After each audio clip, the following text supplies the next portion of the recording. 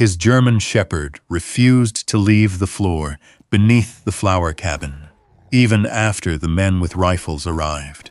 Jack dropped flat as a gunshot ripped through the greenhouse glass, dirt spraying across his face while Koda barked straight at the cabin floor instead of the shooter outside. Snow blew through the broken windows. Somewhere under the wood, metal groaned like a locked door, opening after years underground. Then headlights appeared between the trees again. What do you think was hidden beneath that cabin? Rain hammered the roof hard enough to shake dust from the rafters. Jack Mercer froze beneath the cabin floorboards, one knee buried in cold mud, flashlight clenched between his teeth, while his gloved hand brushed across old steel hidden under the dirt. The beam flickered over rusted hinges, a recessed handle, and something stamped faintly into the metal decades ago, property of U.S. Civil Defense. The storm rolled over the Wyoming mountains like distant artillery. Thunder echoed through the valley, bouncing between black pine ridges and disappearing somewhere deep beyond the snow-covered slopes. Then Koda growled, not loud, not barking. That low vibration deep in the chest military dogs used when they already knew something humans didn't. Jack killed the flashlight instantly. Darkness swallowed them whole. The motion happened before thought, before fear, before memory even caught up. "Kill the light," he whispered automatically. His voice sounded rough from disuse. Above him, rainwater dripped through cracks in the cabin floor. Koda shifted near the hatch opening, body rigid, ears forward toward the forest beyond the porch. Jack slid backward beneath the cabin, slowly, careful not to scrape metal or loose stone. Mud soaked through the knees of his old canvas jacket. The cold barely registered anymore. Outside, somewhere down the mountain road, tires rolled through wet gravel. Crunch, pause, crunch. Whoever was coming up here knew how to drive mountain roads in weather like this. Slow, careful. No headlights sweeping wildly through the trees. Jack stopped breathing for a second and listened. Wind direction from the west. Engine idling low, heavy vehicle, not local ranch traffic. Koda's growl deepened. Jack reached the opening beneath the cabin and slowly rose into a crouch beside the dog. The German shepherd stood broad and still in the darkness, black and tan, fur damp from rain, amber eyes locked toward the tree line. The old dog didn't look afraid. That bothered Jack more. He rested one hand lightly against Koda's shoulder. The muscles underneath were tight as braided cable. "Easy," Jack murmured. Koda didn't move. The cabin around them smelled of wet cedar, dried flowers, wood smoke, and the sharp, metallic scent of coming snow. Wind hissed softly through gaps in the walls. Somewhere deeper inside the cabin, glass bottles clinked faintly from the storm, shaking the structure. Jack glanced once toward the trapdoor in the floor behind him. The steel hatch hidden under the cabin hadn't been there by accident. Somebody buried it carefully. Military-grade hinges, airtight seal, Cold War era, maybe older, and whatever sat inside it. Koda was guarding it like a soldier protecting wounded men in an extraction zone. Another sound outside, a car door opening. Jack's pulse slowed instead of rising. That always happened before trouble. Back in Afghanistan, the slowing heartbeat meant contact was close, the body conserving itself, the brain narrowing down to angles, exits, movement, terrain. His eyes adjusted gradually to the darkness inside the cabin. One window over the sink, back exit near the greenhouse, porch exposed from 3 directions. No good defensive position unless they moved uphill behind the rocks. Koda took one slow step forward. Jack crouched lower beside him. A beam of white light swept briefly between the trees outside. Flashlight, searching. Rain hissed against pine needles. Jack's fingers brushed the old Koda knife strapped near his boot without even realizing it. 15 years since he'd left the Rangers and his body still reached for steel before comfort. The light disappeared again. Whoever was out there knew enough not to silhouette themselves. That wasn't random. Koda suddenly shifted sideways, blocking Jack from the front window with his body. Not fear, protection. Jack frowned slightly. What is it, boy? The dog's nose twitched once toward the floorboards, toward the hidden hatch, then back toward the forest. Jack's stomach tightened. The old memories tried creeping in then. Sandstorms, night raids, the copper smell of blood baking into hot body armor, radio chatter breaking apart in static Kandahar. Mercer, move! A flash, gunfire ripping through mud walls. Somebody screaming for a medic. Jack blinked hard and forced the memory down before it fully surfaced. Not now. Outside, tires crunched again. Closer. A faint glow moved through the trees until finally headlights emerged beyond the rain. Black SUV. Expensive, wrong for this mountain. The vehicle stopped near the lower clearing below the cabin. Engine still running. Windshield wipers beating steadily against the storm. Koda's growl became almost silent now. That was worse. Jack slowly moved toward the side window, keeping low beneath the frame. His shoulder brushed dried bundles of lavender hanging from the wall. The scent filled the air suddenly, sharp and calming at the same time. Maggie's scent. For one dangerous second, the cabin didn't feel empty anymore. Then movement snapped him back. The driver's door opened. A man stepped out, holding an umbrella against the rain, while another remained inside the vehicle. The first man wore a dark field coat and polished boots already sinking into Wyoming mud. Not ranch boots, city boots, corporate. He scanned the cabin slowly. Professional. Jack noticed the posture immediately. Not law enforcement, not military, private sector. The man turned slightly toward the headlights and rain slid across the side of the SUV, revealing a silver emblem on the door. Helix Frontier Biopharma. Jack felt Koda press harder against his leg. The dog's ears flattened slightly. Not panic, recognition. And suddenly, Jack understood something cold and heavy beneath the storm. These people hadn't stumbled onto the mountain. They already knew what was buried here. Thunder cracked overhead hard enough to shake the cabin windows. Outside, the man from the SUV started walking toward the porch. Koda bared his teeth soundlessly.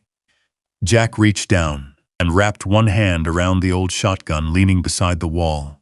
The floor beneath them creaked softly, and somewhere under the cabin, beneath layers of steel and dirt and forgotten secrets, something waited in the dark. Jack tightened his grip on the shotgun. Rainwater rolled down the cabin windows in crooked silver lines while the man from the SUV climbed the porch steps below. Koda stayed planted in front of the hidden hatch, unmoving except for the low rumble vibrating through his chest. 3 knocks hit the front door. Calm, patient. Not the knock of somebody lost in the mountains. Jack didn't answer. The man waited a few seconds, then spoke through the storm. "Mr. Mercer?" City voice. Educated, controlled. Jack's jaw tightened instantly. Nobody up here should known his name. Another knock. "We know you're inside." Koda's ears flattened. Jack moved silently toward the side wall, keeping outside the window line. Old instincts settled into his body like muscle memory waking from hibernation. "Never silhouette yourself. Never stay where they expect you," the man continued. "My employer only wants to talk." Jack glanced once toward the hatch beneath the floorboards. Employer, not company. That mattered. Thunder rolled overhead again. Then the memory broke through, hard and sudden. Dust exploding upward beside a Humvee. Radio chatter screaming in broken static. A young private crying for his mother somewhere beyond the smoke. Jack blinked fast. The cabin returned. Rain, wood smoke, wet dog fur. Koda nudged his knee once, grounding him. The old shepherd knew the signs before Jack did now. Outside, the stranger tried once more. "Miss Sloane spoke highly of you before she passed." That stopped Jack cold. Maggie. Nobody had said her name out loud since the funeral. His eyes drifted briefly toward the shelf above the stove where bundles of dried flowers hung upside down from twine. Lavender, yarrow, wild mountain sage. Even now the place smelled faintly like Maggie's coat during winter. The stranger shifted on the porch. We can help protect what's here."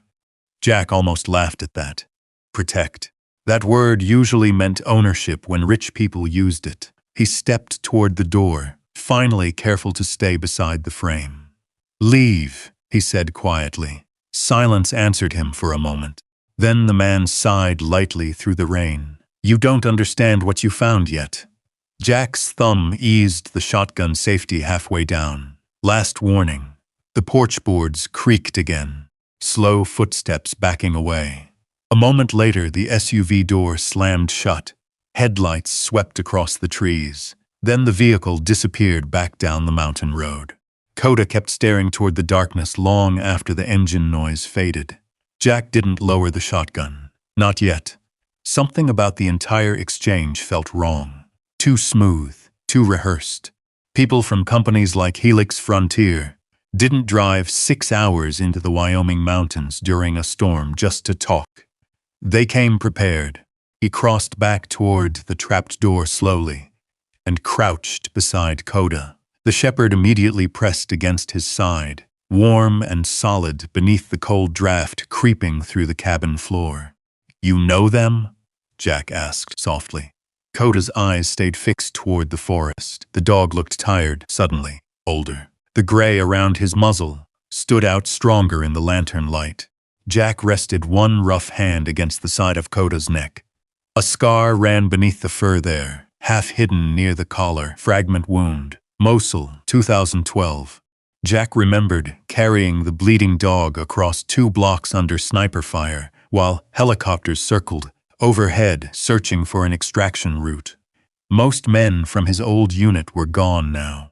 Some buried, some drunk, some living under bridges pretending they weren't afraid to sleep. But Koda stayed, always stayed. The storm outside softened gradually into cold, steady rain. Somewhere beyond the cabin walls, wind moved through the pine forest with a sound almost like whispering voices. Jack finally lowered the shotgun. Then the memory hit him again. Not Afghanistan this time. Wyoming. 3 months earlier. The old Chevy rattling behind Miller's gas station outside the abandoned coal town of Black Hollow. Jack sleeping curled beneath army blankets in the back seat while freezing rain tapped against cracked windows. The smell of gasoline, rust, cheap whiskey from the truck parked nearby, and Koda lifting his head sharply at 2:13 in the morning, just before somebody's muffler backfired down the highway. Jack woke instantly, knife already in hand before his eyes even opened. Heart pounding, breathing shallow, scanning exits every damn time. The teenage cashier inside the station had stopped asking questions months ago. He just pretended not to notice Jack washing his face in the restroom sink every morning before sunrise. Jack survived on odd jobs back then. Fence repair, snow shoveling, loading feed trucks when his back allowed it. Some weeks he ate decent. Some weeks Koda ate first. The dog slept beside the Chevy's passenger door every night, no matter the weather. Rain, snow, coyotes crying in the hills, always facing outward, guarding. One night, Jack woke from another nightmare, with his hands locked around Koda's fur so hard the dog whimpered. He'd dreamed about Kandahar again. The explosion, Corporal Danny Ruiz screaming beneath twisted metal, while Jack tried stopping blood with shaking hands that wouldn't work fast enough. Jack sat upright inside the freezing Chevy afterward, chest heaving. Koda climbed halfway into the seat and shoved his nose hard against Jack's wrist until the shaking slowed. No barking, no panic, just pressure. Training, connection, survived the night. That same morning, Maggie Sloan found them behind the gas station. She arrived in an old green Subaru, loaded with canned food, blankets, and winter coats for struggling veterans around the county. Jack remembered trying not to look homeless in front of her. Didn't matter. Maggie looked at people the way nurses looked at injuries, straight at the damage without flinching. "You feeding him before yourself?" she'd asked quietly while Koda watched her carefully. Jack shrugged. "He works harder than I do." A tiny smile touched her face then. Not pity, something gentler. She returned every week after that, soup containers, dog food, coffee, sometimes medicine for Koda's arthritis, sometimes just conversation. And somehow, without Jack noticing exactly when it happened, Maggie Sloan became the last person in Wyoming who still treated him like he belonged somewhere on Earth. Back inside the flower cabin, thunder rolled far off beyond the mountains. Jack stared down at the hidden hatch beneath the floorboards. Then, toward the darkness outside, where the Helix Frontier SUV had vanished. And for the first time since Maggie's funeral, he understood one thing clearly.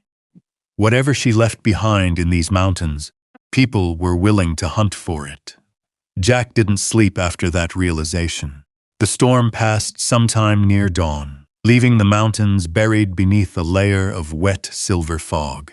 Cold light crept slowly through the cabin windows, touching rows of dried flowers hanging from ceiling beams and the stacks of handwritten journals Maggie had left behind. Koda finally moved away from the hidden hatch around sunrise. The old shepherd limped slightly as he crossed toward the front door, stiff from sleeping on hardwood floors. Jack watched him carefully. The limp had gotten worse during the last winter. Age, too many miles, too many deployments. Jack opened the cabin door and freezing mountain air poured inside. Pine trees stretched endlessly down the valley below, dark and silent beneath drifting snow clouds. Somewhere far off, a raven called once through the morning stillness. Koda stepped onto the porch and lifted his nose toward the wind, watching, listening. Jack knew that posture. The dog was checking for movement before either of them committed to daylight. Anything, Jack muttered. Koda stayed still another few seconds, then relaxed. Clear enough. Jack moved back inside and unfolded the old map Maggie had left him. The paper looked fragile now in daylight, stained with coffee rings and worn white along the folds. A thin red trail wound through the mountains west of Black Hollow. No official roads, no county markings, just hand-drawn notes in Maggie's careful script. Old ranger station. Watch for washout. Don't cross creek after snowfall.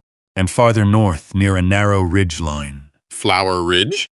Jack frowned slightly. The cabin wasn't marked on any GPS system because Maggie never wanted it found. That realization settled heavily in his chest, which meant somebody talked, or Helix Frontier had already been tracking her before she died. Koda returned from the porch and nudged the map with his nose. Then he looked toward the west wall of the cabin. Jack followed the glance. An old wooden shelf sat there beneath the window, cluttered with mason jars filled with dried roots and folded paper packets.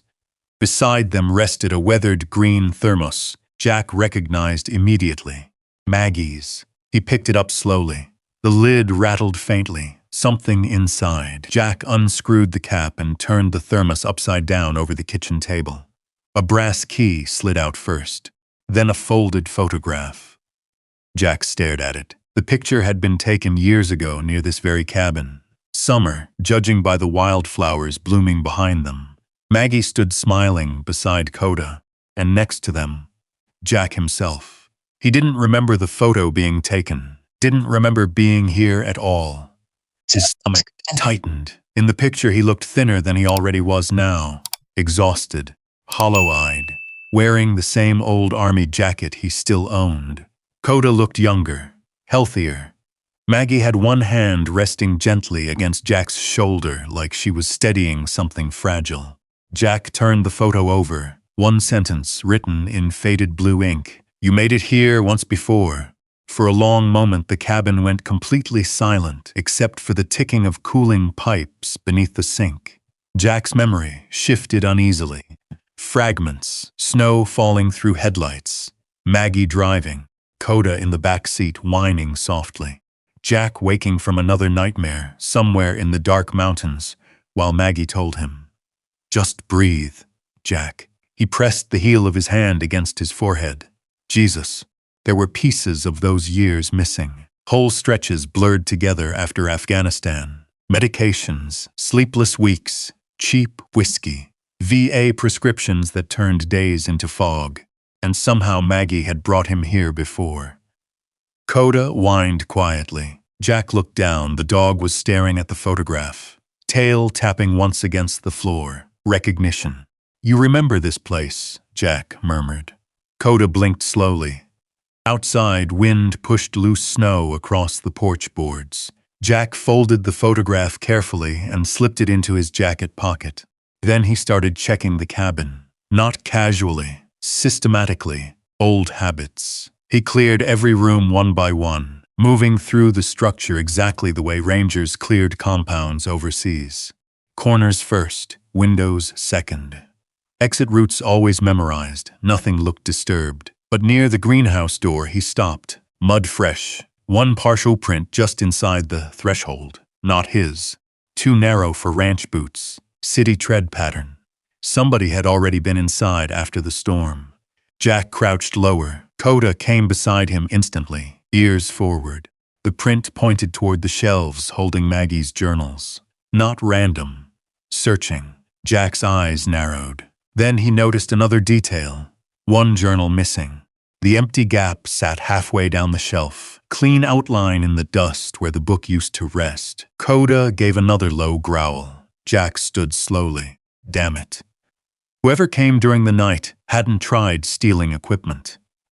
They took information. Which meant they already knew the value wasn't in the cabin itself. It was in Maggie's research. Jack crossed quickly toward the front windows and scanned the valley below. Nothing moved except drifting fog between the trees. Still, his pulse had changed now. Focused. Sharp. The same feeling before missions went bad overseas. You're late to your own AO. Koda suddenly trotted toward the back door again. Faster this time. Jack followed immediately. Outside behind the cabin, snow covered most of the greenhouse roof in uneven white layers. Frost clouded the old glass panels. Wildflowers somehow still bloomed stubbornly around the edges despite the freezing temperatures. And there, near the tree line, another set of tracks, fresh, leading uphill into the forest. Jack crouched beside them. 2 people, maybe 3. Boots expensive, deep tread, one heavier than the others. Not hunters. The tracks stopped abruptly beside a tall pine, where something metallic glinted faintly under snow. Jack brushed it clean carefully. Small black device wired to camouflage netting. Trail camera. Military-grade thermal lens. Watching the cabin. Watching them. Koda's growl deepened immediately. Jack stared at the device for several seconds. Then slowly looked up toward the endless dark mountains surrounding Flower Ridge. They weren't alone up here anymore. And whoever Helix Frontier sent into these woods, they planned on staying. Jack tore the thermal camera from the tree and turned it over in his hands. Cold metal. Professional casing. No hunting gear looked like this. Koda stood beside him, staring uphill into the fog drifting through the pines. The shepherd's ears twitched constantly, catching sounds Jack couldn't hear yet. The valley had gone too quiet. No birds. No wind through branches, just the distant creak of frozen trees shifting under snow. Jack smashed the camera against a rock. Plastic cracked open. Wires spilled across the snow. Koda flinched slightly at the sharp sound. Then both of them froze. Far off through the timber came the faint crunch of movement. One step, then silence. Jack's body tightened automatically. Contact. He grabbed Koda gently by the collar and guided him backward toward the greenhouse without speaking. No sudden movement, no panic. The old ranger instincts returned piece by piece now, fitting into place like rusted machinery, grinding awake after years abandoned. Never stand where someone already has eyes on you. They moved low along the cabin wall until the trees blocked the ridge above them. Jack paused near the greenhouse door and listened carefully. Nothing. Too clean. Whoever had been out there either retreated or wanted him looking uphill while somebody else moved closer below. Jack hated that possibility immediately. He ushered Koda inside the greenhouse and shut the door softly behind them. Warmth hit him first. Not real heat, but trapped humidity from hundreds of plants growing beneath old glass panels. The air smelled rich and alive compared to the frozen valley outside. Damp soil, pine resin, lavender, wild mint. Rows of wooden planters stretched beneath hanging grow lights powered by patched-together solar batteries outside. Maggie had built all this herself.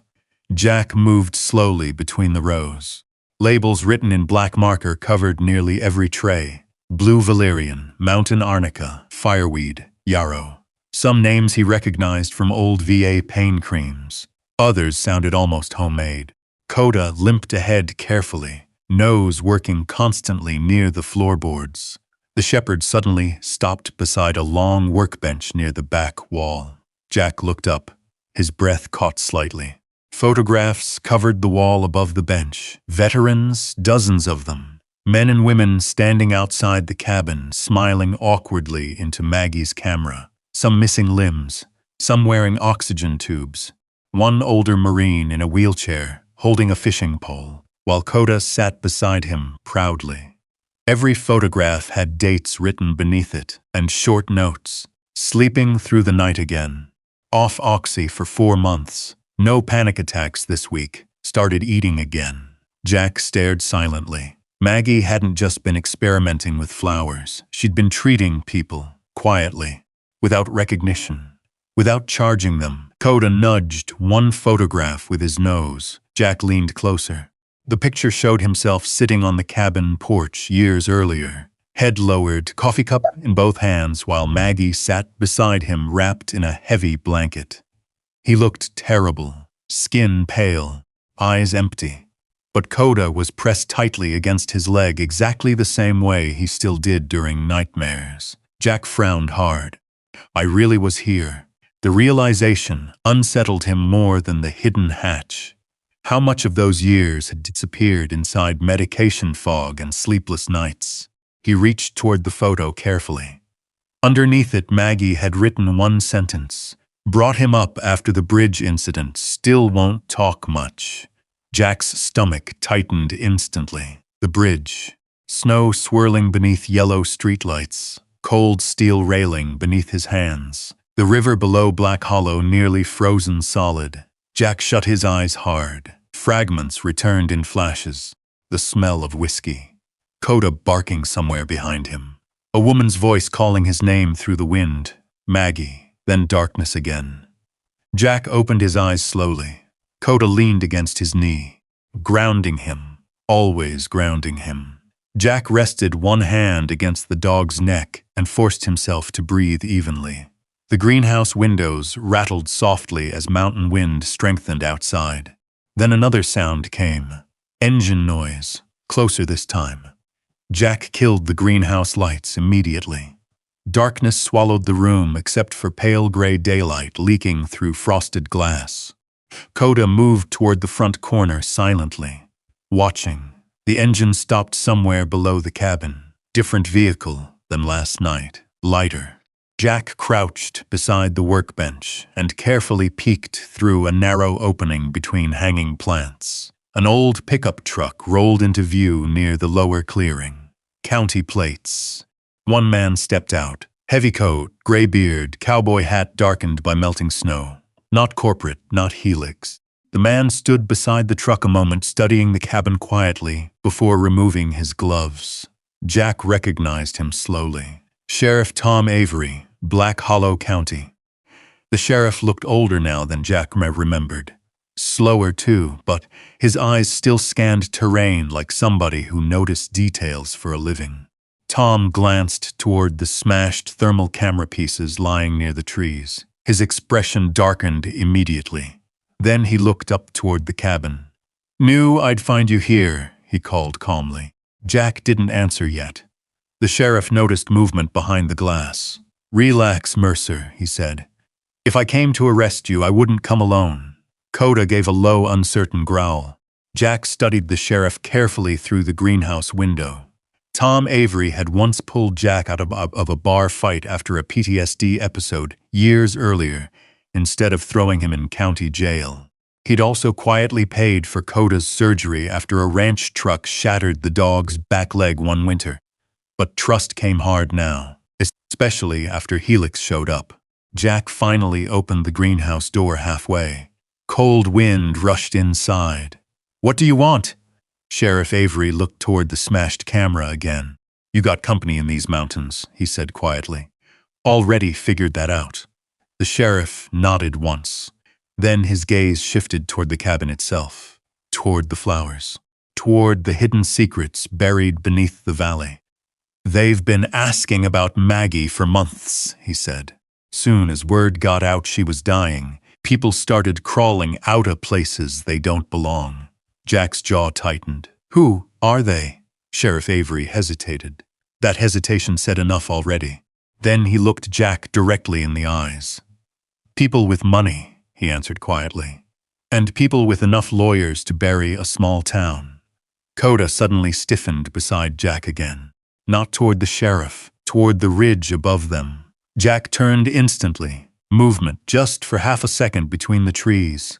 Dark jacket disappearing into fog, watching them, then gone. Sheriff Avery saw it too. His face hardened, and for the first time since reaching Flower Ridge, Jack realized this mountain wasn't becoming dangerous. It already had been for a long time.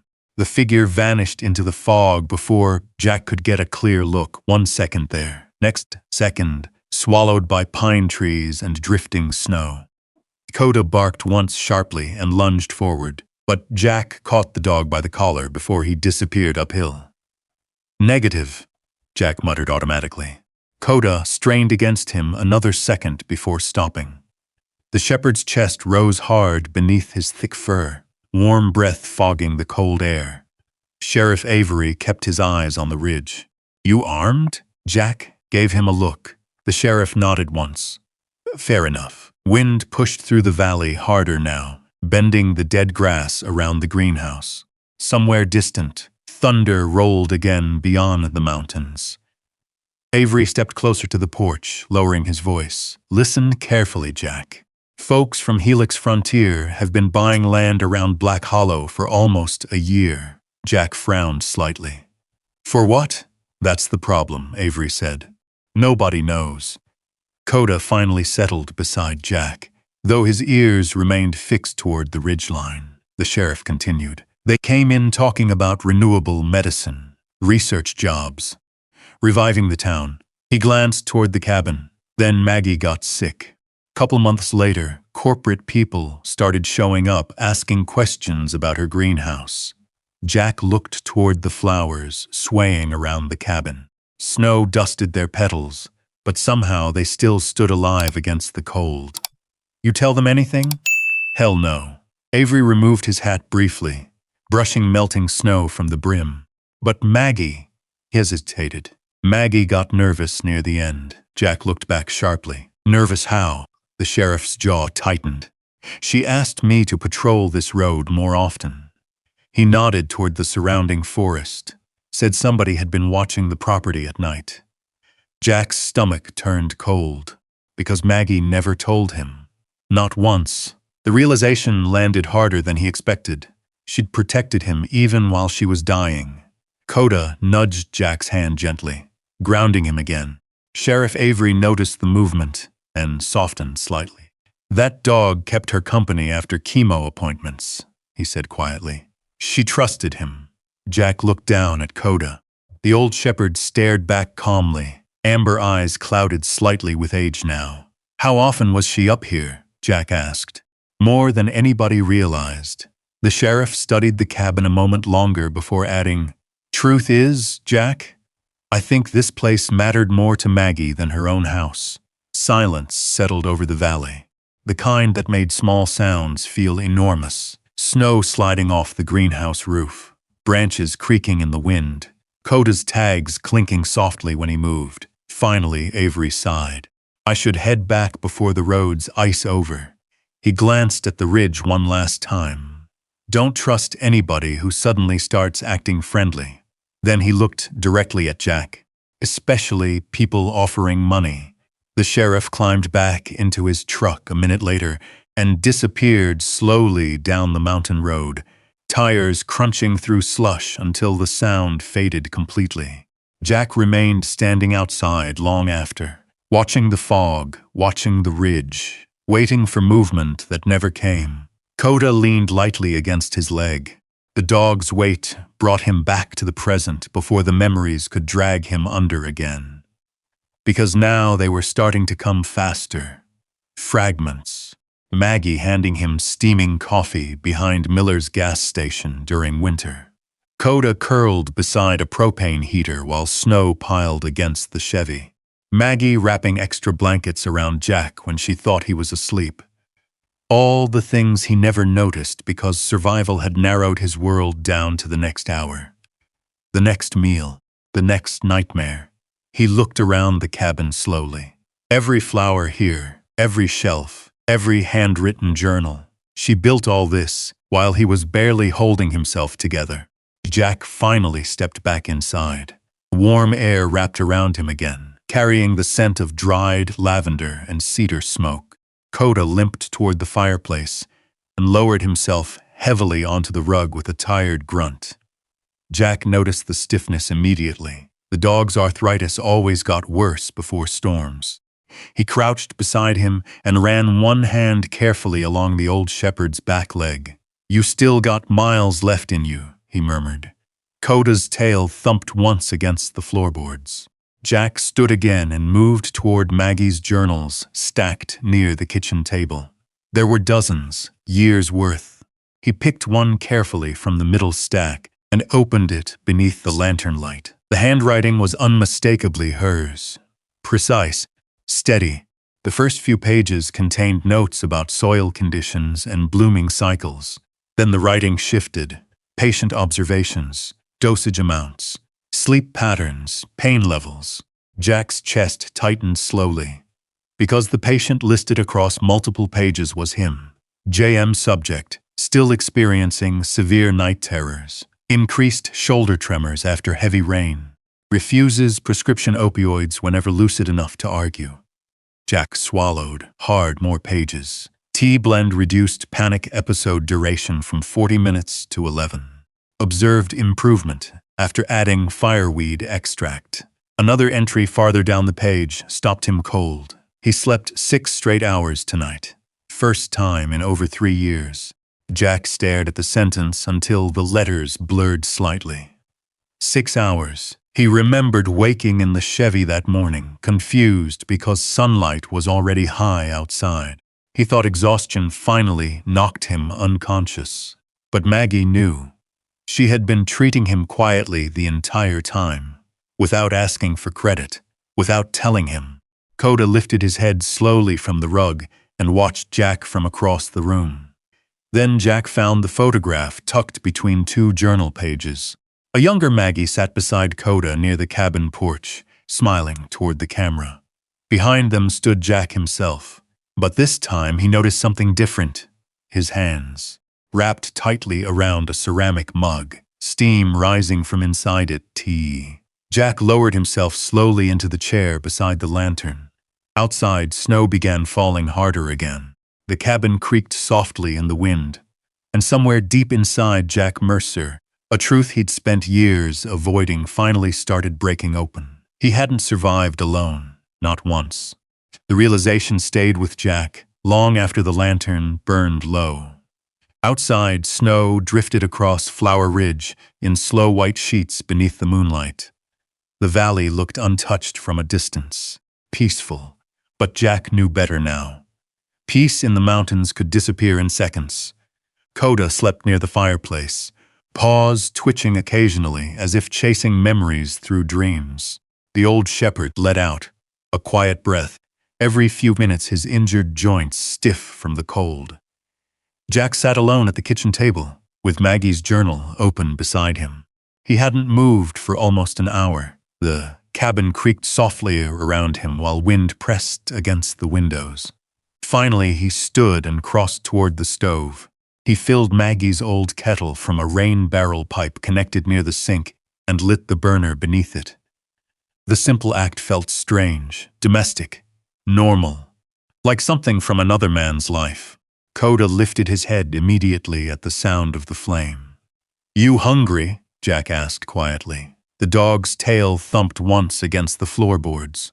Jack opened one of the storage cabinets and found sealed containers stacked neatly inside. Rice, dried beans, dog food, medical supplies, everything labeled in Maggie's handwriting. Prepared. She knew this place might need to survive isolation.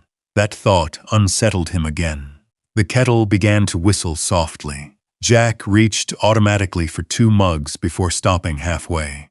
One mug would stay empty forever now. His jaw tightened slightly. He poured hot water into a chipped ceramic cup anyway, and stared at the loose herbs Maggie had stored beside the stove. Lavender, valerian, fireweed, the same blend from the journals, the same tea she'd been giving him for years. Jack hesitated only a second before steeping it. Koda watched him carefully from the floor. "You knew too, huh?" The shepherd blinked slowly. The smell rising from the cup carried something warm and familiar through the cabin. Not medicine, not chemicals. Home. Jack sat back down near the lantern and drank carefully. Outside, somewhere down the valley road, an engine echoed faintly through the night. Koda's head snapped toward the windows instantly. Jack set the mug down. Another engine joined the first. Then headlights appeared through the trees below the ridge. 2 vehicles this time. 1 pickup, 1 black SUV. Jack stood immediately. Koda was already on his feet before the second engine shut off. Low growl. Focused. Alert. Jack crossed silently toward the window and pulled the curtain edge back just enough to see.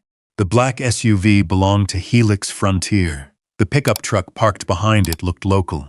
Rust on the wheel wells, Wyoming plates. A tall man climbed out first wearing a heavy ranch coat and dark cowboy hat.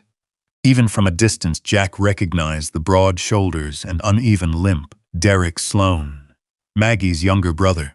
Jack felt irritation settle coldly into his stomach. Derek hadn't visited Maggie once during chemo treatments. Half the town knew that. But now he was driving up mountain roads in the middle of the night. Interesting timing. The passenger door of the SUV opened next. A woman stepped out slowly. Mid-40s maybe. Dark wool coat untouched by snow. Black gloves. Sharp posture. Not local. Even from 30 yards away, Jack could tell she moved like somebody used to being obeyed. She looked toward the cabin once. Then directly toward the window Jack stood behind, like she already knew he was there. Koda's growl deepened immediately. The woman noticed the dog through the glass. No fear crossed her face. Only recognition. That bothered Jack most of all. Derek climbed the porch first, boots thudding against old wood. "Jack!" he called loudly. "Open up!" Jack didn't move. The woman followed more slowly, studying the cabin, the greenhouse, the surrounding ridges, calculating. Derek knocked harder this time. "We know you're in there." Jack finally opened the door halfway but kept the chain latched. Cold wind burst inside, carrying snowflakes across the floorboards. Derek smelled like cigarettes and expensive whiskey. "Hell of a place," he muttered, glancing past Jack into the cabin. Maggie always did like hiding from people. Jack said nothing. Derek's eyes moved downward toward Koda. The dog stood rigid beside Jack, lips curled slightly away from his teeth. "Still got that mutt, huh?" Koda growled louder. The woman stepped forward then, calm as still water. "Mrs. Naomi Pierce," she said. "Helix Frontier Biotech." Jack didn't offer his hand. Naomi barely seemed to notice. Snow drifted across the porch around them. "We'd like to discuss Maggie's research," she said. Jack kept one hand near the shotgun leaning beside the wall. "She's dead." Naomi's expression didn't change. "Yes," she said softly, "which makes this conversation very important." Derek shoved his hands into his coat pockets and glanced around impatiently. "She left this place to me too, technically," he muttered. "Family property and all." Jack finally looked directly at him. "You were absent for 10 years. Derek shrugged. "Families get complicated." Koda suddenly stepped forward between Jack and Derek. Not barking, blocking. Military dogs didn't waste energy threatening unless necessary. The message was clear enough. Derek noticed it too. "What's wrong with that dog?" Jack answered quietly. "He remembers people better than I do." Silence hung between them for a second. Then Naomi spoke again. Maggie was working on something extremely valuable here. Jack's eyes narrowed slightly. Flowers? Naomi almost smiled at that. Not flowers. Her gaze drifted toward the greenhouse. Extraction compounds. The words settled heavily in the cold air. Jack didn't respond. But inside, every instinct sharpened. Because Maggie never once used that phrase in her journals. Naomi continued carefully. We know she achieved breakthrough stabilization before her condition worsened. Koda growled again. Naomi glanced toward the dog briefly. Then back at Jack. We're prepared to compensate you generously for any remaining materials. Jack leaned lightly against the doorframe. How generous! Derek smirked immediately. Naomi answered without hesitation. Several $1 million. The number hung in the air between drifting snowflakes. Enough money to erase every unpaid bill in Jack's life. Enough to buy a home. A future.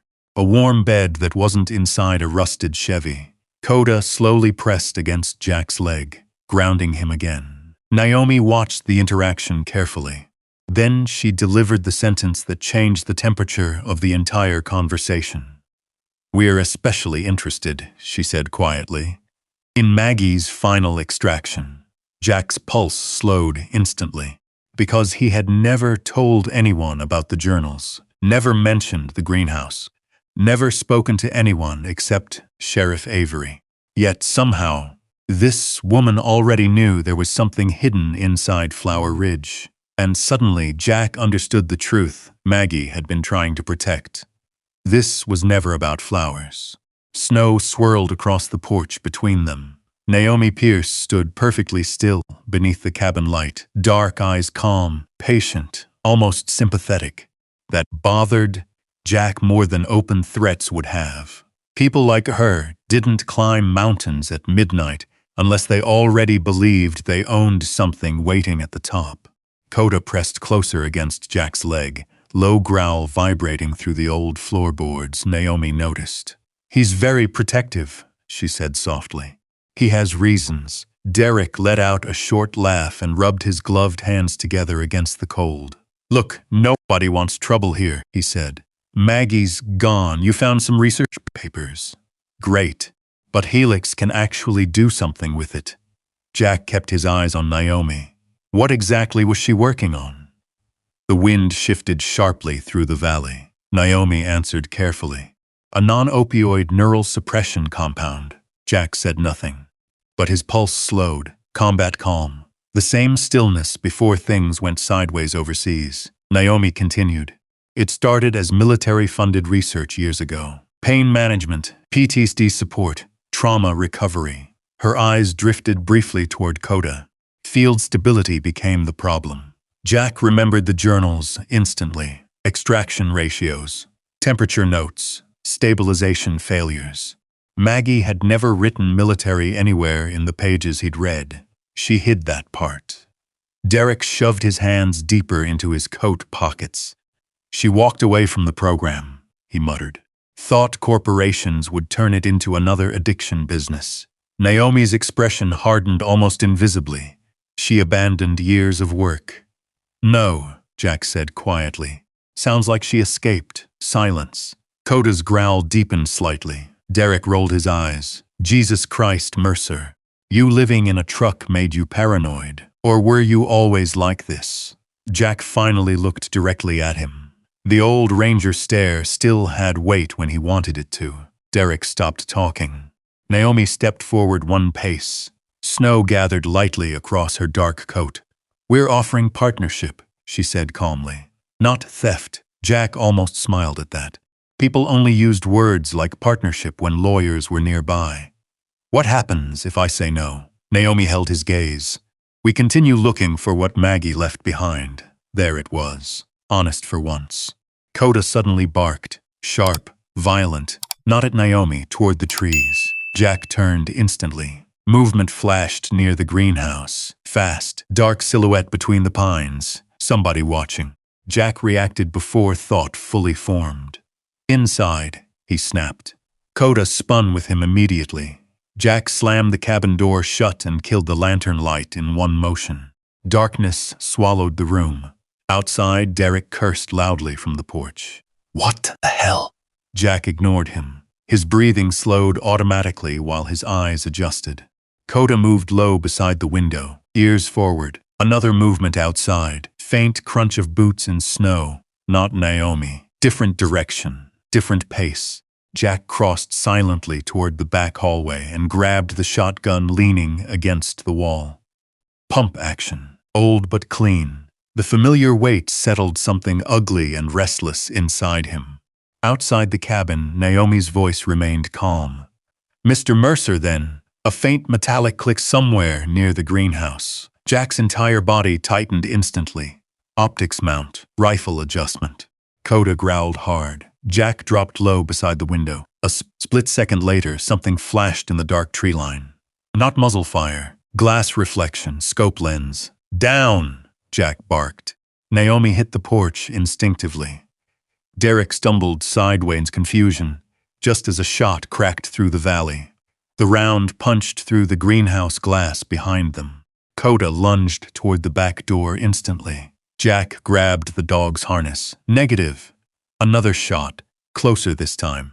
The cabin wall exploded with splinters beside the window. Derek shouted something outside.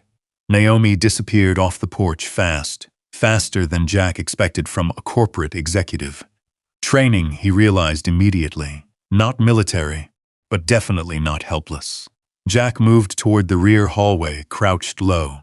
Koda, back flank. The shepherd darted ahead instantly despite his stiff leg. The old combat rhythm returned frighteningly fast now. Clear corners, check lines, never silhouette. Jack slipped through the back door into freezing darkness. Snow hit his face sideways beneath heavy wind. The greenhouse windows rattled violently nearby, shattered glass glittering across the ground. Koda moved ahead, low and silent, between the planters. Then stopped. One sharp growl. Contact left. Jack pivoted instantly toward the ridge. A figure moved between trees carrying something long and dark. Rifle. The shooter fired again. The shot cracked over Jack's shoulder and slammed into the cabin roof behind him. Koda exploded forward before Jack could stop him. Koda! The shepherd hit the man low from the side just as another round fired wildly into the trees. A scream echoed through the valley. Jack sprinted uphill through knee-deep snow, boots sliding across frozen rock. Adrenaline burned through his chest now, hot and ugly. The shooter crashed backward against a pine tree, trying to shove Koda off. Jack reached them just in time to see a black ski mask and thermal goggles, before the man slammed an elbow hard into Koda's injured shoulder. The dog yelped sharply. Jack saw red instantly. Afghanistan surged up around him. Dust storms, blood, Danny Ruiz, screaming beneath twisted steel. "Medic!" Jack drove the shotgun stock hard into the attacker's ribs. The man collapsed sideways into snow. Koda staggered backward, limping badly now. Another figure appeared deeper in the trees. "Move!" somebody shouted. Then suddenly both silhouettes vanished downhill through the forest. Fast, professional. Jack aimed the shotgun toward the darkness but didn't fire. No clear target. Too much movement. The woods fell silent again except for Jack's ragged breathing and the distant wind tearing through the valley. Koda stumbled once beside him. Jack dropped immediately beside the dog. Blood darkened the fur near Koda's shoulder.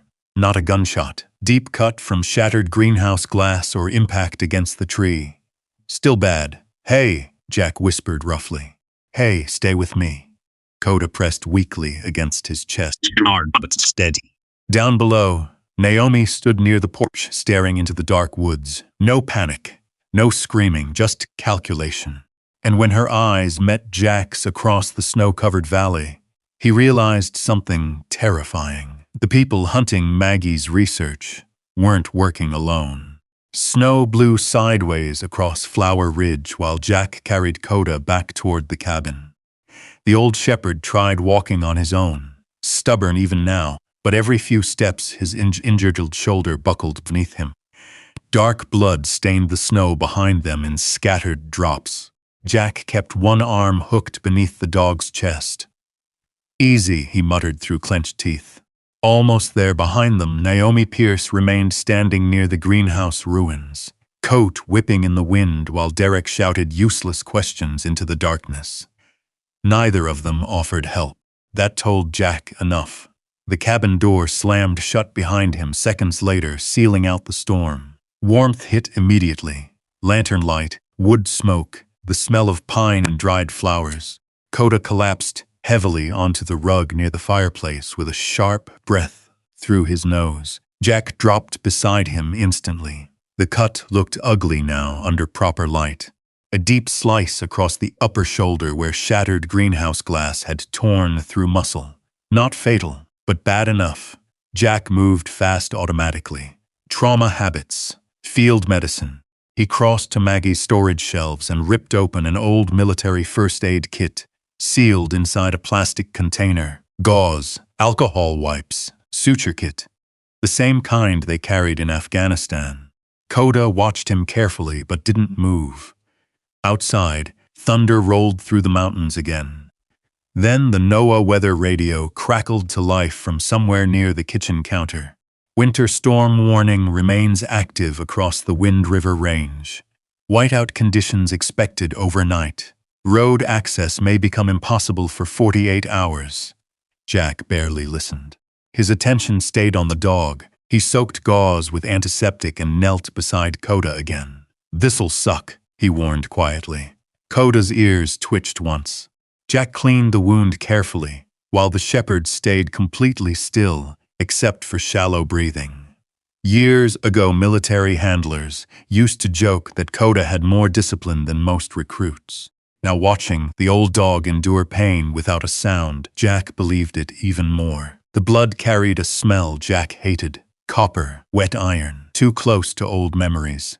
Suddenly, he wasn't in the cabin anymore. He was back inside a collapsing mud compound outside Kandahar. Dust choking the air, night vision flickering green across broken walls. Corporal Ruiz screaming beneath debris while blood soaked through Jack's gloves faster than he could stop it. Medic! The memory hit hard enough, Jack's hands started shaking. Koda nudged him immediately. Not hard, just enough. Present. The cabin returned slowly around him. Lantern light, storm, breathing. Jack exhaled sharply and forced the flashback down before it swallowed him whole. "Sorry," he muttered. Koda rested his head briefly against Jack's forearm. Forgiveness without hesitation. Jack threaded the needle carefully and began stitching the wound closed. The dog didn't cry out once. Wind hammered the cabin harder now. Snow rattled against the windows in violent bursts. Somewhere outside, metal from the damaged greenhouse clanged rhythmically in the storm. Jack tied off the final stitch nearly 20 minutes later. "There," he whispered. Koda finally lowered himself back onto the rug, exhausted. Jack sat beside him on the floor instead of using the couch. His back ached immediately. Old injuries waking up with the cold. The tea Maggie used to make him suddenly made a lot more sense now. For a long time, neither of them moved. The cabin settled around them softly. Fire crackled. Storm raged. Koda slept lightly with one ear still twitching toward every sound outside. Jack stared into the flames. Then, quietly, almost without realizing it, he started talking. "You know what the worst part was?" Koda opened one eye. Jack rubbed tired hands across his face. "Not the firefights." His voice sounded distant now. "Not getting shot at. Not even watching people die." The fire popped softly. Jack swallowed once before continuing. It was hearing them after. The words hung in the warm cabin air. After the smoke cleared. After the shooting stopped. His jaw tightened. You'd hear somebody calling for help in the dark, and you already knew you were too late. Koda watched him silently. Jack leaned back against the couch. There was this kid in Kandahar. His eyes stayed fixed on the fire. Ruse, barely 23. Good medic. Fast hands. The storm outside groaned against the cabin walls. We hit an IED near a dry riverbed. Jack's breathing slowed unevenly. Humvee flipped. fire everywhere. His fingers curled tightly against his knees now. I heard him yelling for me. The words nearly stopped there. Jack stared at the flames a long moment before finishing quietly. I couldn't reach him in time. Silence filled the cabin afterward except for the storm. Koda slowly dragged himself closer despite the fresh stitches and rested his head against Jack's leg. No judgment, no pity, just presence. Jack closed his eyes briefly. The old dog had stayed beside him through things most humans eventually walked away from. Nightmares, panic attacks, months living inside a freezing truck, the bridge. God, the bridge. Jack remembered icy railings beneath his hands again, black river water below, Koda barking somewhere behind him while snow fell through yellow streetlights. Then Maggie's voice cutting through the dark. Jack, simple, human, enough to stop him. He opened his eyes slowly. The cabin felt different tonight, not haunted anymore. Heavy, yes, but alive. Then Koda lifted his head sharply. Every muscle in the old shepherd's body tightened. Jack heard it a second later. Scraping, faint, underneath them. Not outside the cabin, beneath it. Koda stood despite the pain and limped toward the greenhouse hallway. Koda, the dog ignored him. He reached the damaged greenhouse door, then suddenly began pawing furiously at the wooden floorboards nearby. Scratch, scratch, scratch, desperate now. Jack grabbed the lantern and followed. Koda, what is it? The shepherd barked once sharply and kept digging at the same spot beside an old storage shelf. Wood splintered beneath his claws. Jack crouched lower. Then he heard it too. Hollow echo. Something beneath the floor. Koda looked back at him, breathing hard, waiting, and somewhere under the greenhouse, hidden beneath decades of soil and secrets, something enormous was buried there in the dark. Koda barked again. Sharp, urgent. Jack set the lantern down beside the torn floorboards and grabbed the old pry bar leaning near the workbench. The storm hammered the greenhouse roof overhead while snow hissed against cracked glass panels. What did she hide down there? He muttered. Koda stepped back carefully, favoring his stitched shoulder but refusing to leave. Jack wedged the pry bar beneath the loosened boards and pulled hard. Wood groaned upward. Cold air breathed out from below. Not dirt, not crawl space, open space. Jack froze. The smell rising through the opening wasn't earth. It was metal, old concrete, oil. The smell of sealed military places forgotten underground. Koda stared into the darkness beneath the floor with total focus, ears forward, body tense but not afraid. Recognition again.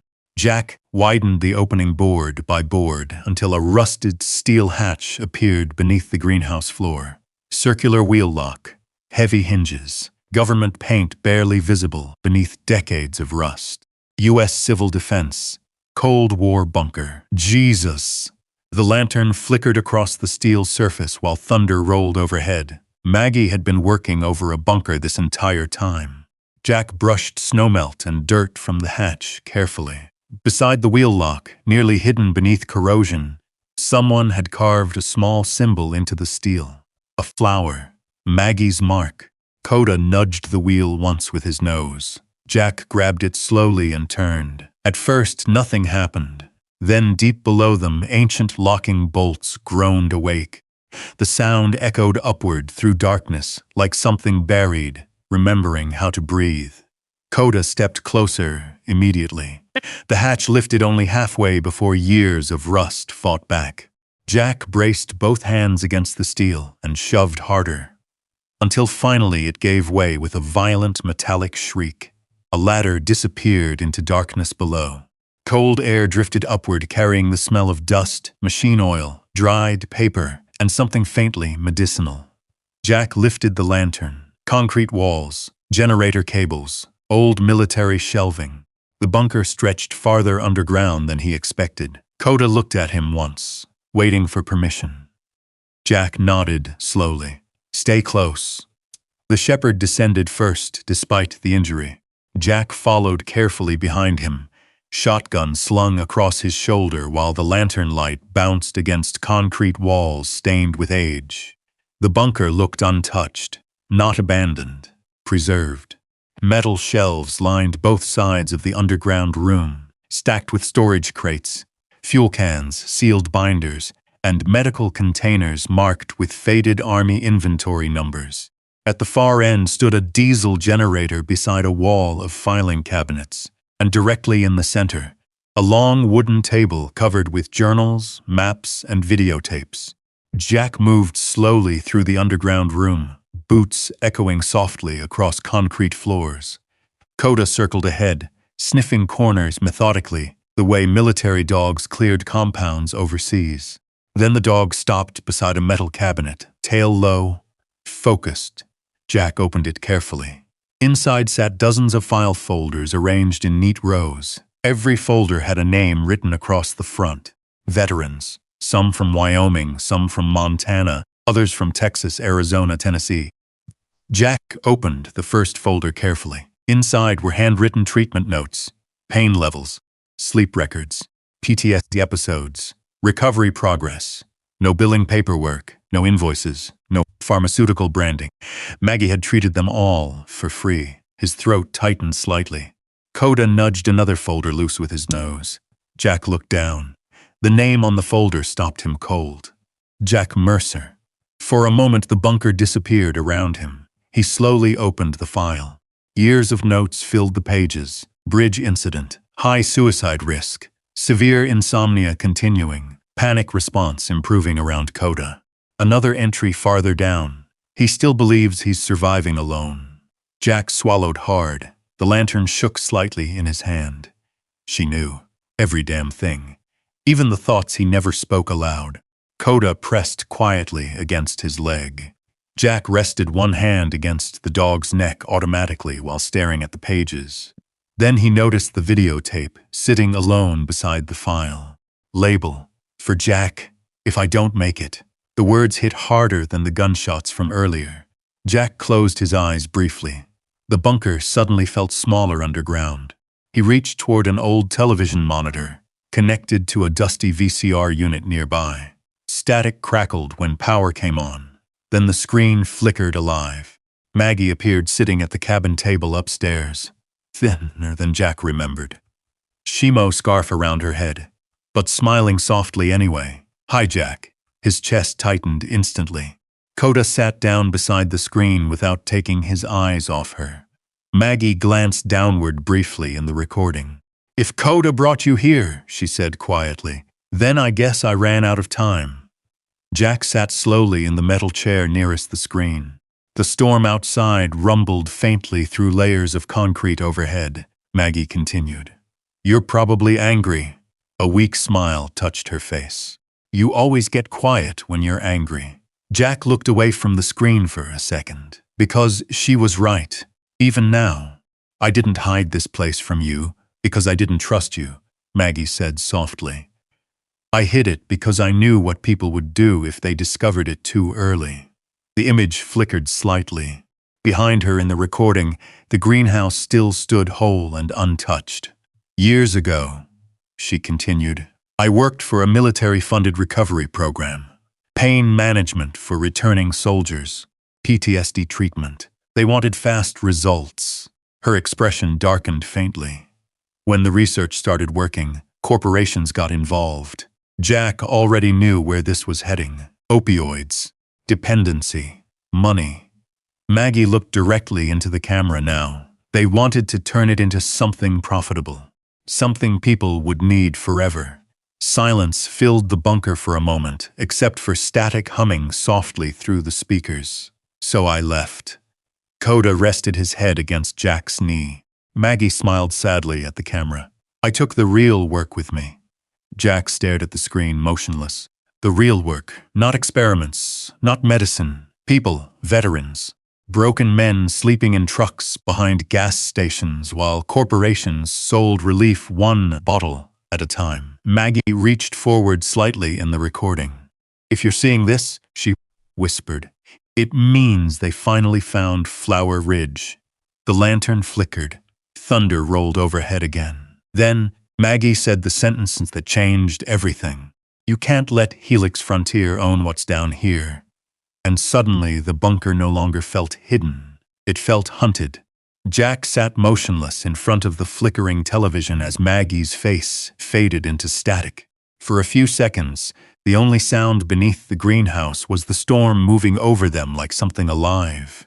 Wind pressed against the world above.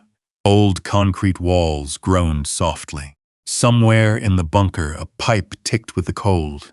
Koda stayed beside Jack's knee, eyes still fixed on the dead screen.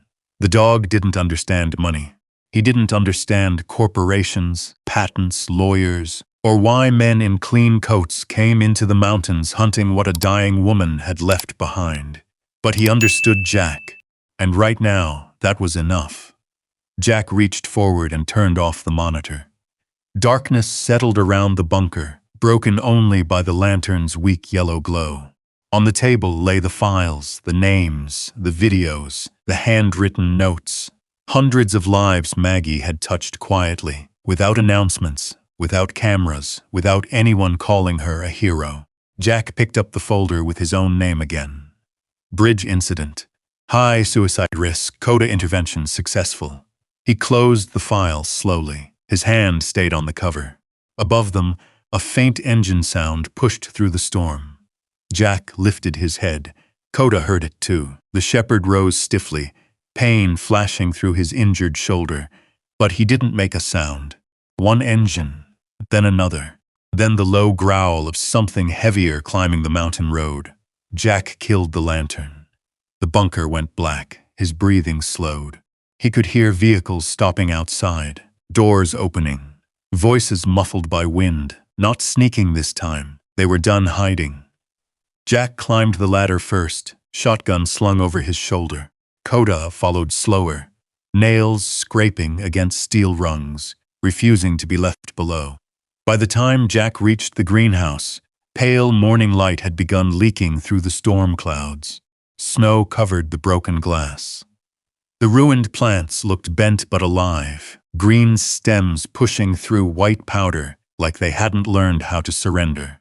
Outside the cabin, 3 vehicles waited in the clearing. Derek Sloan stood beside his pickup, arms folded, face red from cold and anger. Naomi Pierce stood near the black SUV, composed as ever. Beside her was a man in a gray overcoat holding a leather folder. And behind them, Sheriff Avery's truck idled with the driver's door open. The sheriff stood near the porch, one hand resting near his belt, eyes hard. Jack stepped out with Koda at his side. No one spoke at first. Snow fell between them in slow, steady flakes. Naomi broke the silence. "Mr. Mercer," she said, "I'm glad you're unharmed." Jack looked at the broken greenhouse glass. Funny way to show concern. Her expression didn't change. "The shooters last night were not authorized by Helix Frontier." Derek snorted. "Convenient." Naomi ignored him. The man in the gray coat stepped forward. "Charles Whitman," he said. "Counsel for Helix Frontier." Jack didn't answer. Whitman opened the folder with careful fingers, like a man placing a trap on a table. "We are prepared to make a formal acquisition offer for all physical materials, biological samples, research documents, formulas, and intellectual property related to the late Margaret Sloane's work." Jack felt Koda lean into him. The dog's shoulder bandage had begun spotting red again. Whitman continued, $25 million. The words settled over the clearing. Even the storm seemed quieter for a moment. Derek stared at the lawyer, then at Jack. 25, he whispered. Naomi watched Jack closely. No excitement, no pressure, just waiting. $25 million. Jack thought of the Chevy parked behind Miller's gas station. Cold mornings, empty stomach, Koda eating from a dented bowl while Jack pretended he wasn't hungry. He thought of overdue notices stuffed in the glove box. Motel showers paid for, with cash day labor. Winter nights when his hands shook too badly to button his coat. 25 million could erase that entire life. It could buy silence. It could buy distance. It could buy a house warm enough for Koda's bones. Then Jack looked past them toward the cabin, toward the flowers Maggie had planted by hand, toward the greenhouse where she worked while cancer moved through her body, toward the bunker full of people she helped, because nobody else had. "No," Jack said. Derek turned sharply. "What?" Jack's voice stayed low. "No." Derek stepped forward, anger breaking through him fast. "You stupid son of a... Do you understand what kind of money that is?" Koda growled immediately. Sheriff Avery shifted slightly near the porch. Naomi raised one gloved hand, stopping Derek. "Mr. Mercer," she said, softer now. "This research could help people." Jack looked at her. It already did. Whitman's jaw tightened. Without oversight, without manufacturing controls, without regulatory clearance, what Miss Sloan did here could be interpreted as unauthorized medical experimentation. The threat arrived quietly. Lawyer clean, corporate polished. Jack understood it anyway. "You going after a dead woman now?" Sheriff Avery asked from the porch. Whitman didn't look at him. "We are trying to prevent a public health liability." Derek suddenly moved toward the greenhouse. Fast, too fast. Jack turned. "Stop." Derek ignored him and headed straight for the damaged door. "I'm family," he snapped. "I have a right to know what she hid down there." Koda lunged before Jack could grab him, despite the stitches, despite the pain. The shepherd hit Derek at the hip and drove him sideways into the snow.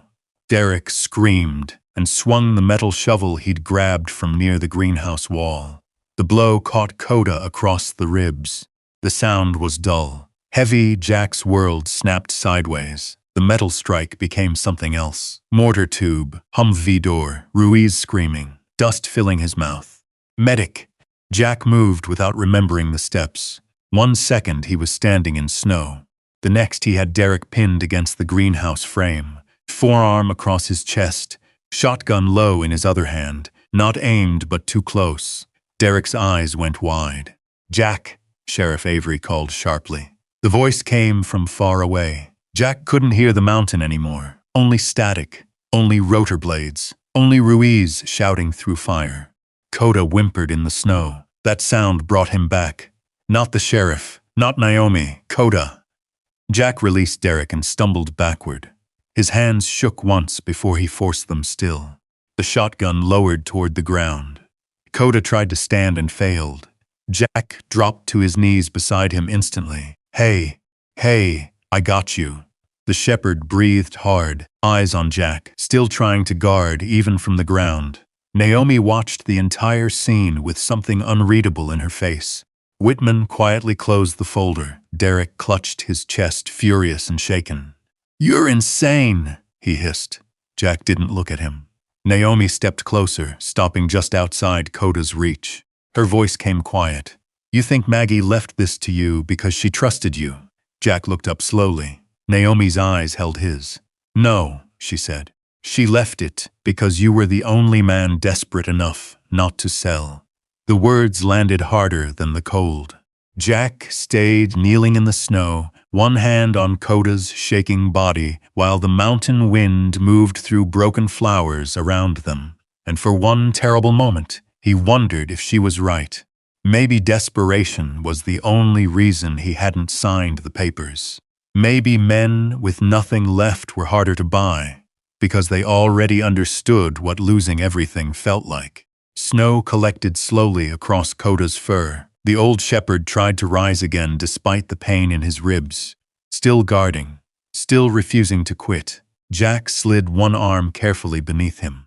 "That's enough," he whispered. Sheriff Avery stepped closer through the blowing snow. "You need to get him inside." Jack nodded once. Behind him, Derek muttered curses under his breath, while Naomi Pierce remained silent near the SUV, dark eyes unreadable beneath drifting flakes.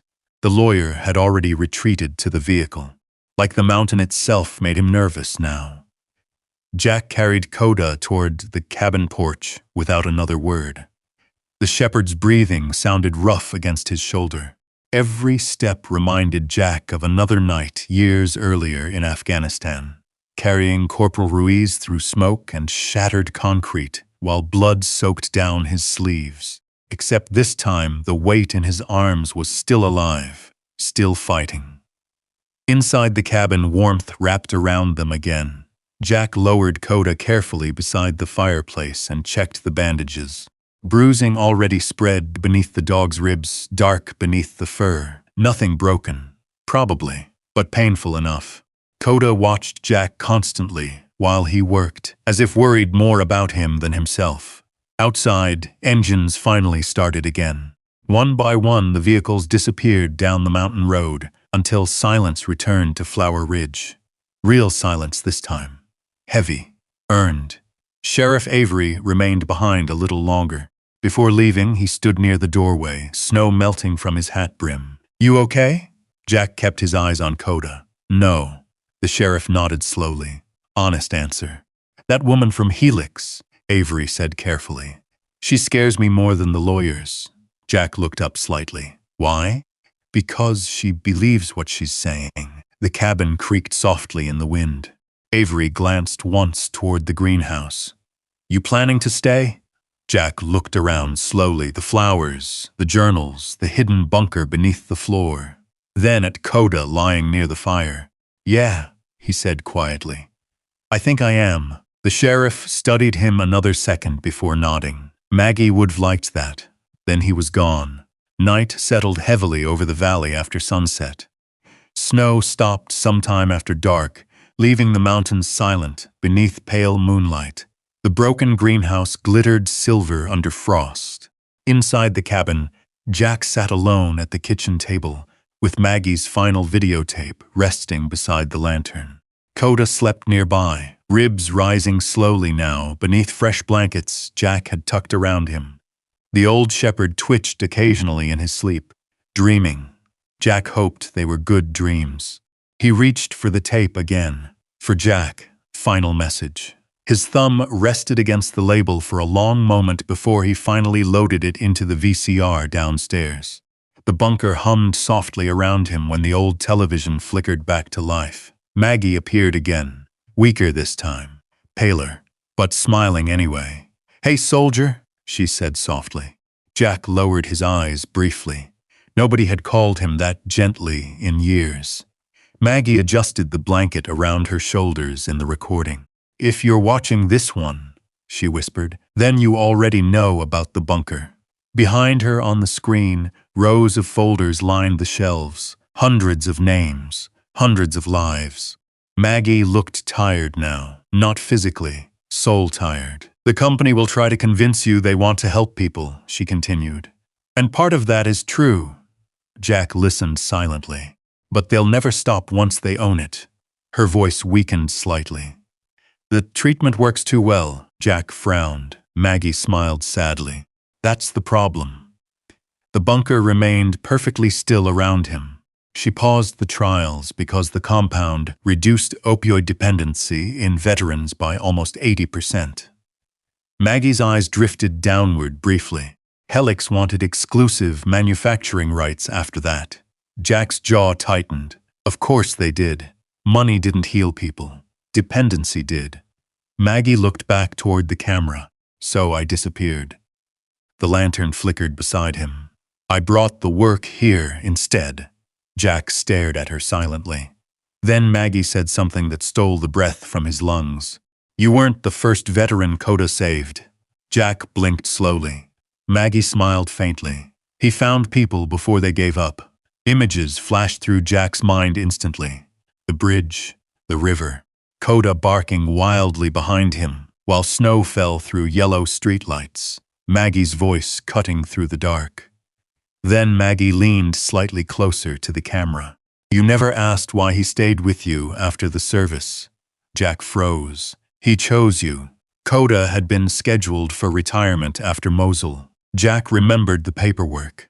The handlers wanted younger dogs, but Koda refused reassignment afterward, growled at new handlers, refused commands, stopped eating for 2 days, until Jack walked into the kennel. Then the shepherd climbed straight into his lap like he'd already made the decision himself. Maggie's eyes softened. "He knew before you did."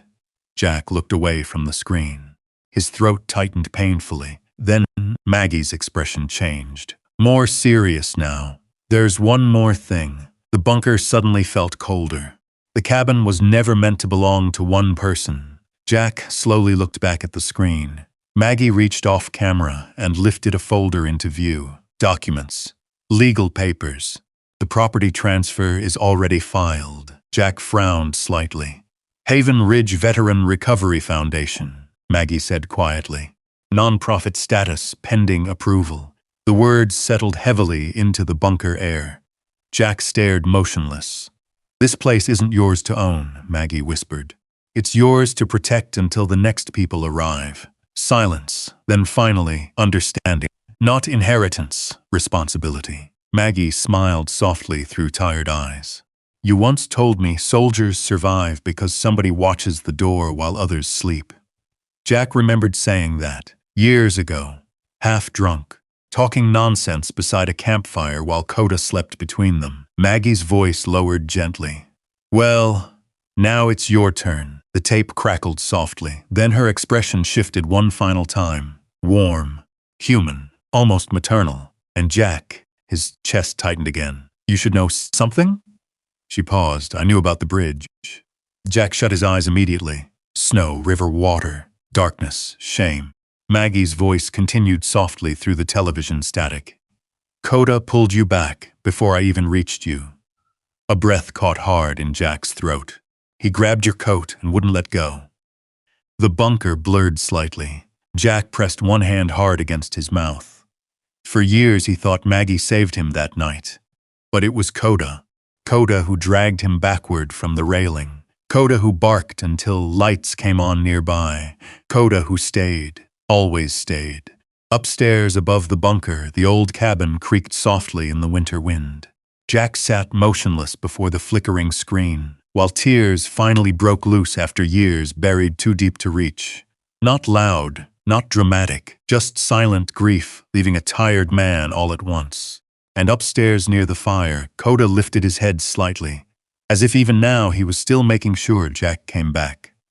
Winter loosened its grip on Flower Ridge, one slow day at a time. Snow melted first from the southern slopes, exposing dark earth and stubborn patches of green beneath the pines. Water rushed through the mountain creeks louder every morning now, carrying broken ice downstream toward Black Hollow. 6 months passed quietly in the valley. The cabin changed, not all at once. Board by board, window by window, the shattered greenhouse glass had been replaced with reinforced panels donated by a rancher from Koda, whose son once stayed at Flower Ridge after returning from Iraq. The old bunker beneath the greenhouse became storage for medical supplies, therapy records, and emergency food reserves. The flowers returned strongest of all.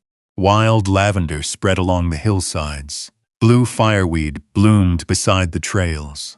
Rows of mountain sage swayed silver-green in the wind beneath new wooden fencing Jack built himself. And every morning, before sunrise, Koda limped slowly onto the porch to watch over all of it. The old shepherd moved differently now, stiffer, slower. His ribs healed crooked after Derek's shovel strike, and cold mornings made his back leg tremble slightly when he stood too long. But he still made his rounds every day, always checking the perimeter first, always watching the trails, always sleeping near the door. Some habits never left soldiers. Jack understood that better than anyone. The nightmares still came, sometimes. Helicopter sounds could still tighten every muscle in his body before his mind caught up. Sudden metallic crashes still dragged him halfway back to Afghanistan for one terrible second. But now, when the panic hit, there was usually another sound nearby too. Shovels in dirt. Veterans laughing around the fire pit. Wind moving through flower fields. Life, real life. Flower Ridge officially opened in early spring under its new name. Haven Ridge Veteran Recovery. No advertisements, no media coverage. Just word spreading quietly between veterans who trusted each other more than institutions. A former Marine from Texas arrived first. Then a medic from Montana fighting opioid withdrawal. Then a National Guard mechanic who hadn't slept through the night in 4 years. Some stayed weeks, some stayed months. Nobody was charged a dime. They worked the greenhouse, built fences, cooked meals together, sat silently beside campfires when words failed. And somehow, slowly, the mountain began giving broken people space to breathe again. Jack never called himself director, or founder, or owner. He just fixed things that broke, split firewood before storms, walked the property lines at night with Koda beside him, watched the door while others slept. Exactly like Maggie said he would. One afternoon in late May, a young veteran named Caleb stood beside Jack near the greenhouse fence, watching sunlight move through the valley below. Caleb couldn't have been older than 26. Thin, tired eyes, hands that still twitched sometimes when loud noises echoed unexpectedly. Jack recognized the look immediately. He used to see it in mirrors. Koda rested beneath the porch steps nearby, old muzzle gray now beneath the afternoon light. Caleb nodded toward the cabin. Heard somebody offered you millions for this place. Jack hammered another fence nail quietly before answering. Something like that. Caleb looked out across the flower fields where several veterans worked beside raised garden beds. You ever regret turning it down? Wind moved softly through the valley. Somewhere farther uphill, laughter drifted from the greenhouse. Jack leaned one arm against the fence post and looked toward Koda. The old shepherd lifted his head immediately, still checking, still making sure. Then Jack looked back toward the men and women moving through the fields. A former army nurse smiling for the first time in weeks while planting lavender. A Marine teaching another veteran how to repair irrigation pipes. Two men sitting silently beside the fire pit, not speaking but no longer alone. Jack thought about the Chevy behind Miller's gas station, the bridge, the bunker, Maggie's hands wrapping blankets around him when he was too numb to thank her. Then he answered quietly, "Some people saved my life without asking for anything back." Caleb didn't speak after that. He just nodded slowly, like he understood more than he could explain. That evening the valley glowed gold beneath sunset. The flowers moved gently beneath warm mountain wind, while smoke rose from the stone fire pit near the cabin. Several veterans sat nearby drinking coffee from mismatched mugs.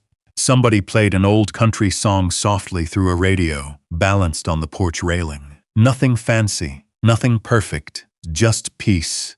Jack walked slowly through the greenhouse, checking water lines before nightfall.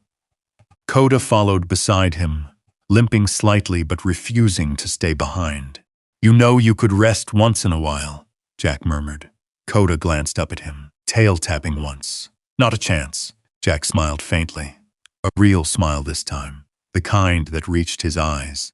After locking the greenhouse, he stepped out onto the porch with Koda beside him. The mountains stretched dark and endless beyond Flower Ridge now.